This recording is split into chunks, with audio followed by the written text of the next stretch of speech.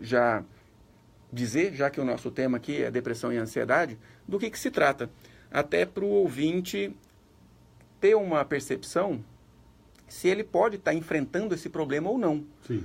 Hoje, mais cedo eu atendi uma paciente que ela falou assim, desde criança eu sou assim, doutor.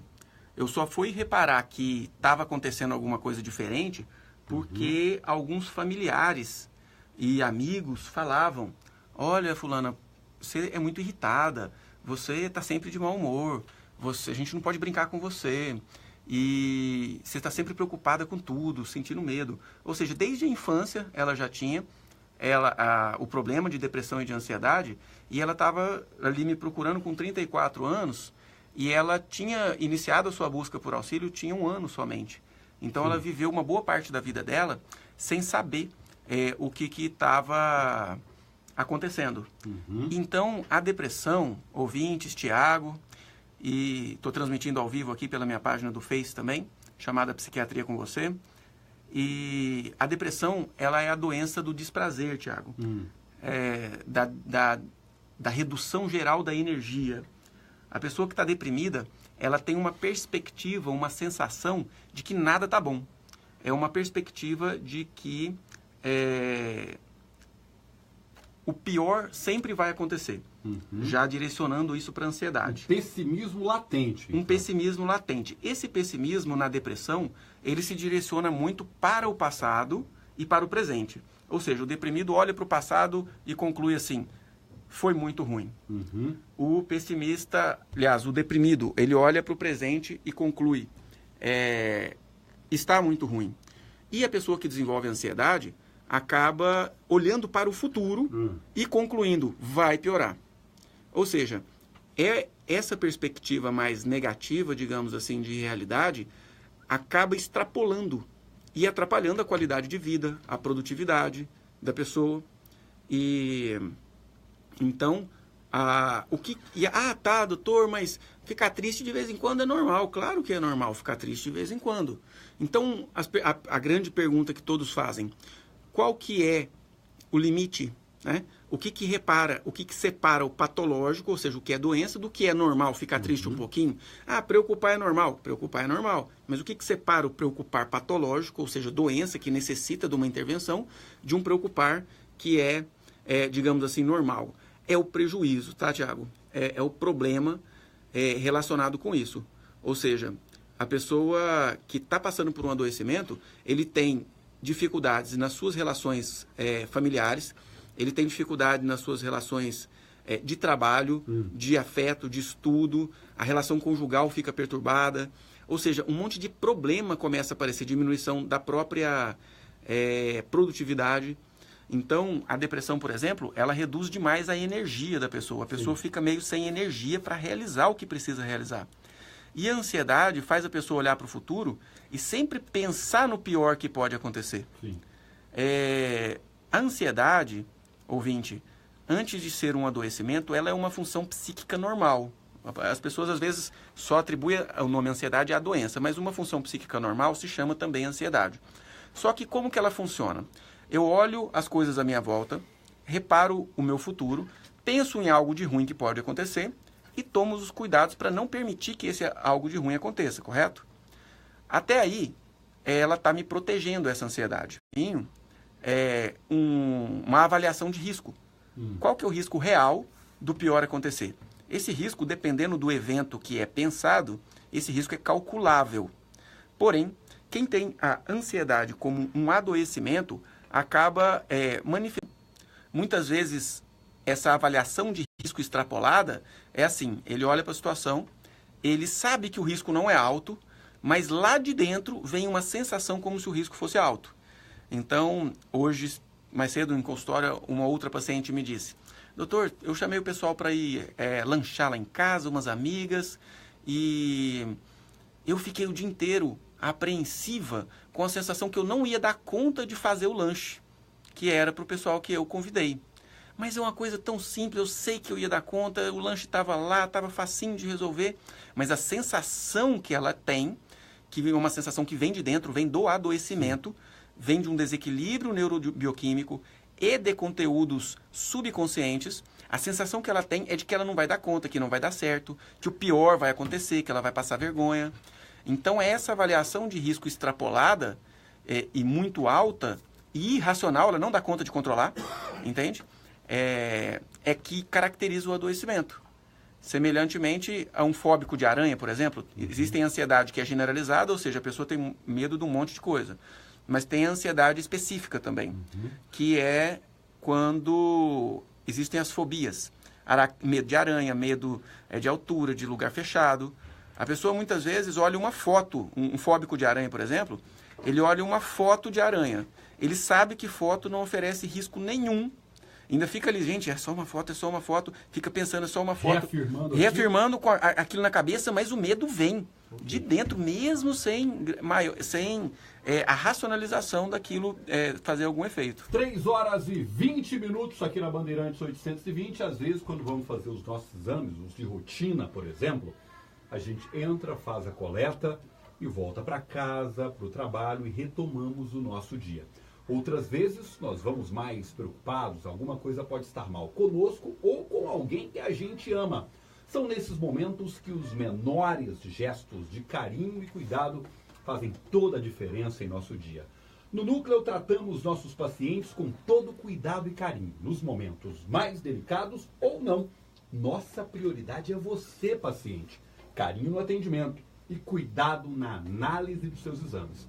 Laboratório Núcleo há 31 anos, cuidando de você. O intervalo é rapidinho, daqui a pouco a gente volta, tem muitas perguntas. Eu vou deixar uma no ar.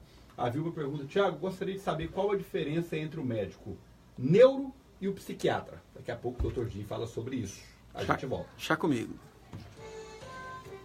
Informação precisa, debates de alto nível, entrevistas com os melhores especialistas, com a apresentação alegre, inteligente e descontraída de Tiago Mendes. Você só ouve aqui no Rádio Livre, da Bandeirantes 820, de segunda a sexta-feira, das 2 às 4 da tarde. Esse intervalo tem quanto tempo? Esse intervalo é rapidinho. Vou falar aqui com o pessoal aqui, tá? Oi, Elisângela, tudo bem? O Laboratório Núcleo é uma empresa 100% goiana. Além da depressão, pânico e doenças orgânicas. Eu vou até comentar agora, daqui a pouquinho na rádio aqui, sobre essa relação dos adoecimentos mentais para os adoecimentos orgânicos. Hoje em dia, mais do que nunca, a gente acaba percebendo que corpo são vem de uma mente sã.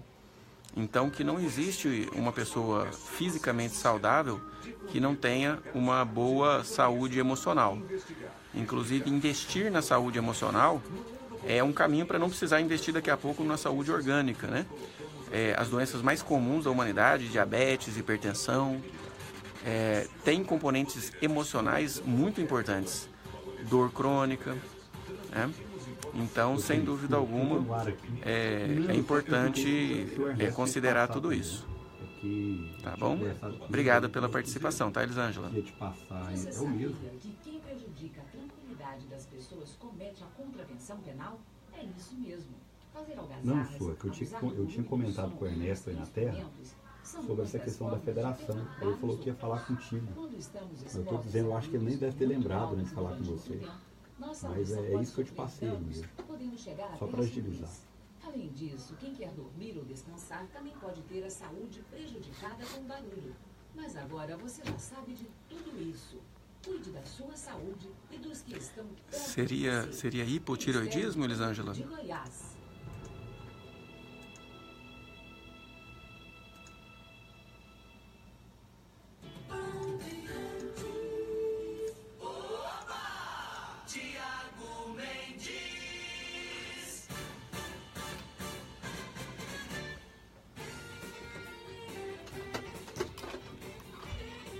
Tudo bem, agora são 3 horas e 23 minutos, de volta aqui no Rádio Livre da Bandeirantes 820, com o oferecimento exclusivo do Laboratório Núcleo há 31 anos, cuidando de você. Aqui você encontra segurança, encontra o melhor tempo na entrega de resultados, encontra os melhores profissionais trabalhando com o que há de melhor em tecnologia laboratorial. encontra carinho e cuidado desde a entrada até a entrega de seus resultados. Aqui é o Laboratório Núcleo, há 31 anos cuidando de você. Doutor, a nossa querida amiga e ouvinte aqui, a Vilma, mandou mensagem perguntando qual a diferença do médico psiquiatra e do médico neuro. E aí eu passo a bola para o senhor. Sim, Tiago. Vilma, muito obrigado aí pela participação, pela pergunta. O psiquiatra, ele é o médico que trata a mente, ou seja, os sentimentos, os pensamentos. O neurologista é o médico especialista que trata o cérebro, ou seja, a parte orgânica, física, neurológica. As doenças mentais tratadas pelo psiquiatra, a maioria delas, elas cursam sem alteração do exame de imagem do cérebro, a maioria delas. Somente em estados mais avançados das doenças mentais que causam um acometimento do cérebro na forma de sequela. Mas alterações neurológicas, ou seja, físicas, da parte estrutural do cérebro, também causam sintomas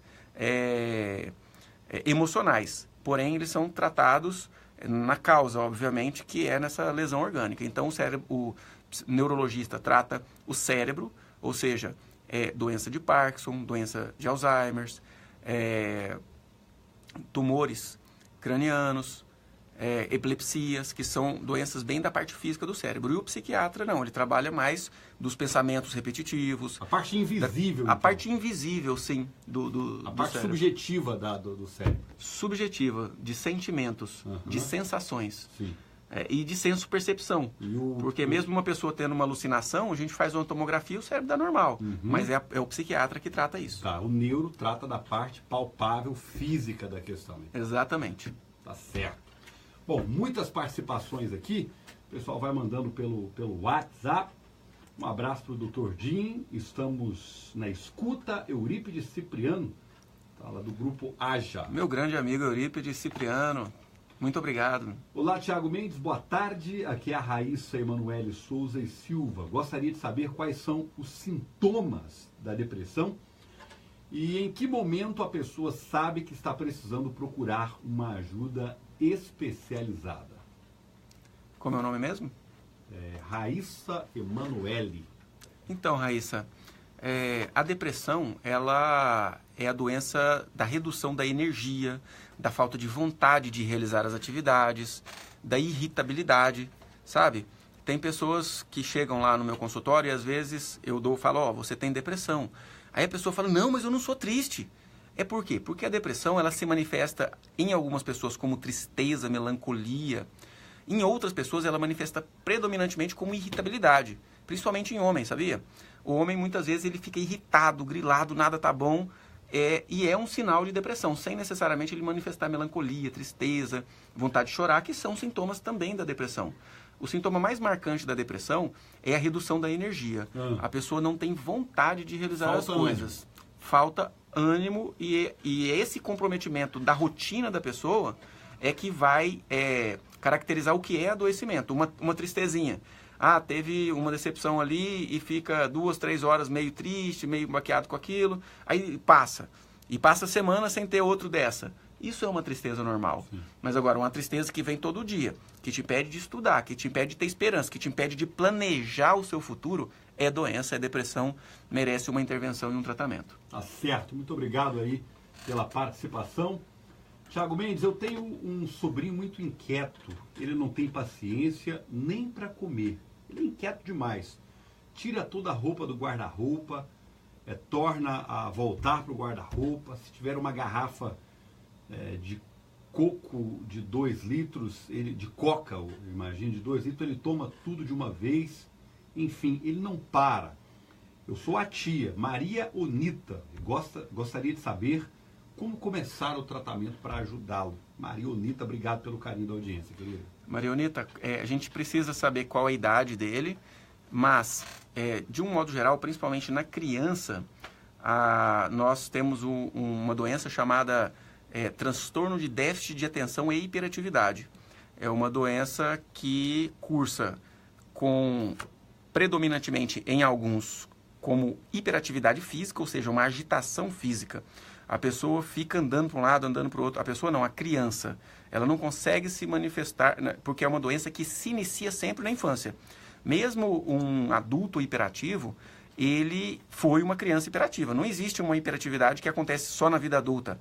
Às vezes chega lá para mim, algum paciente fala, não, eu não estou conseguindo prestar atenção, estou muito agitado, e aí a gente vai investigar a ansiedade.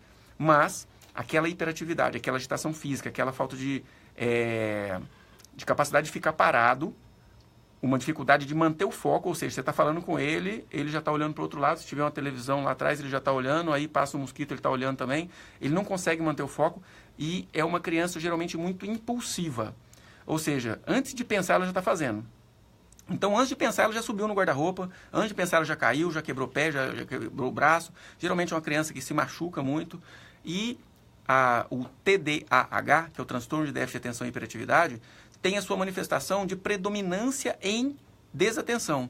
Acontece muito nas meninas, aonde a criança não tem uma agitação física, mas não consegue prestar atenção. Tira notas ruins na escola, não consegue aprender a matéria que é ensinada, porque não consegue manter o foco. E essas crianças têm um foco muitas vezes seletivo, ou seja, um desenho animado que ele gosta, ele sente e assiste 2 horas dele. Entende? Por exemplo, o que ele atrai realmente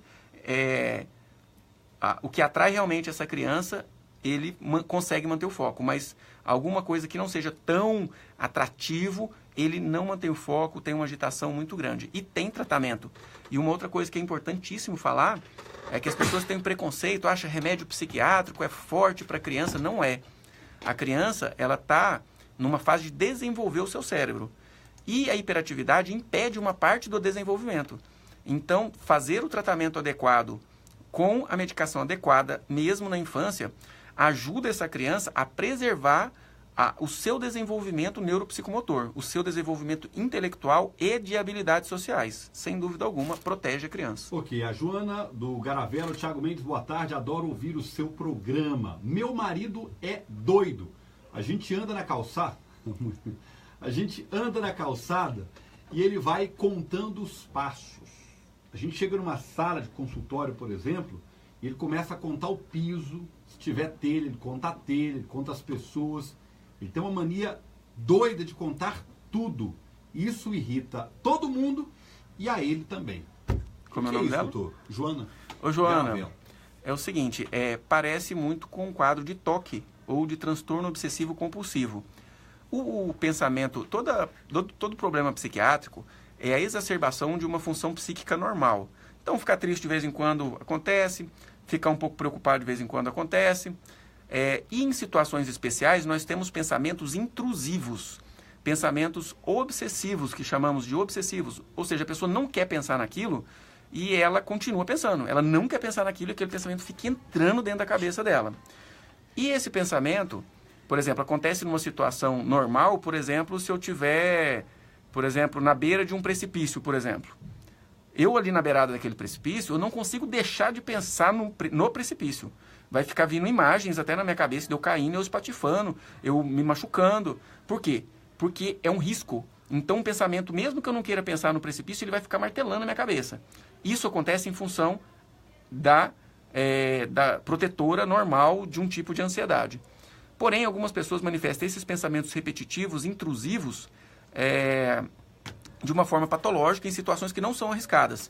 Existe um pensamento intrusivo na cabeça do seu esposo que fala que algo de ruim vai acontecer se ele não souber quantos passos ele deu, ou se ele não contar quantos pisos tem naquele local. Isso é um quadro de adoecimento e que merece um tratamento. Por quê? Compromete demais. É um sofrimento absurdo de grande. Por quê? Ele gasta uma parte da vida dele com aquilo. E isso atrapalha a qualidade de vida dele e a sua também, obviamente. Ok. Agora são 3h33, o intervalo, a gente volta.